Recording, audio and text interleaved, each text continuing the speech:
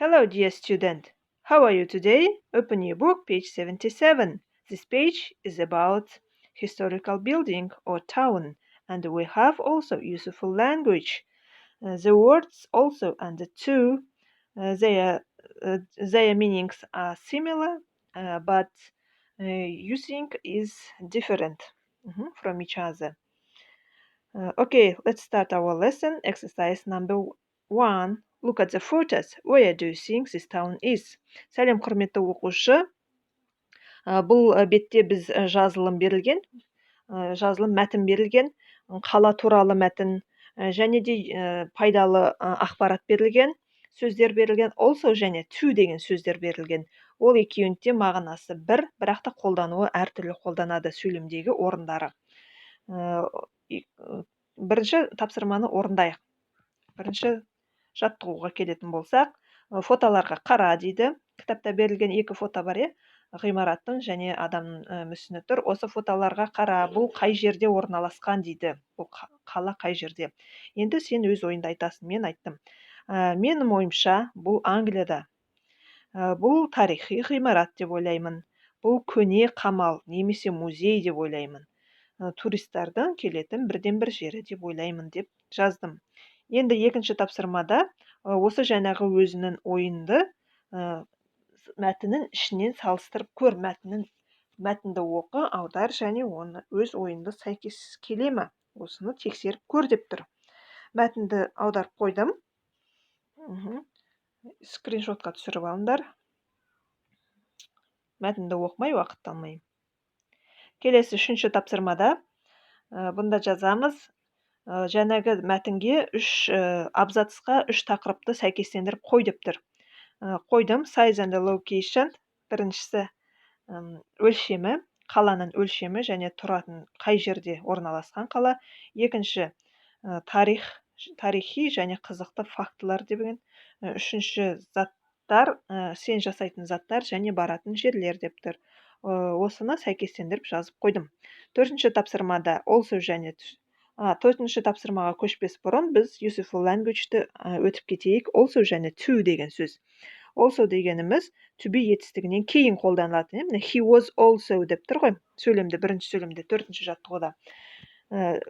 Was to be етістігінің өткен шағы, жекеше түрде. He was also.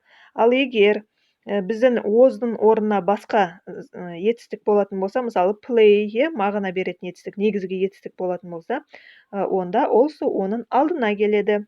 He was play болады. Бірінші was айтады, одан кейін етістік. Ал егер to be етістігі болса, керісінше бірінші to be етістігі тұрады, одан кейін also. Ал to сөзіне келетін болсақ, to сөзі міне екінші және үшінші сөйлемде көріп тұрғандай сөйлемнің ең соңында келеді үтір арқылы. Алдына үтір қойылады, одан кейін to, одан кейін нүкте қойылады. Мағыналары сол секілді, сол сияқты деп аударылады. Төртінші тапсырмада he was also the second person to sail all the way around the world. Ол адам дүние жүзін жүзіп саяхаттаған екінші адам болып есептеледі дейді.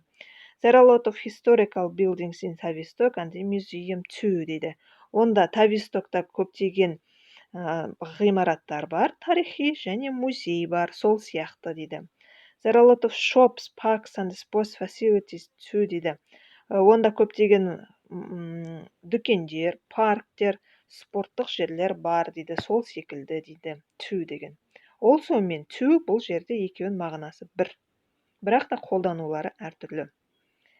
Бесінші тапсырмада сөйлемді жасаймыз. Бізде қандай also мен тұрғыса, біз to мен жасаймыз, to мен тұрса also-ды жазамыз. Екеуін ауыстырып сөйлем жасаймыз. To болатын болса, біз also қоямыз, ал also болса, to-ді қоямыз, түсінікті ғой. Мына жерде бірінші сөйлем жасалған, екінші сөйлемнен бастаймыз. We can also go to the mountains. Also деген can етістігінен кейін тұр, Бұны біз to мен жасаймыз. We can go to the mountains too. Біз сол секілді тауларға бара аламыз дейді. Үшіншісі also тұр. Have етістігінің алдында тұр. Also.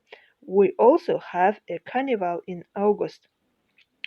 Август, тамыз айында бізде карнавал, сол сияқты карнавал болады дейді. қалған сөйлемдер де солай жасалған, иә. Міне visit сөзінің алдында also тұр. Келесі make деген сөздің алдында also тұр. Ал to be етістігі болса, керісінше оның артында тұрады сөздің.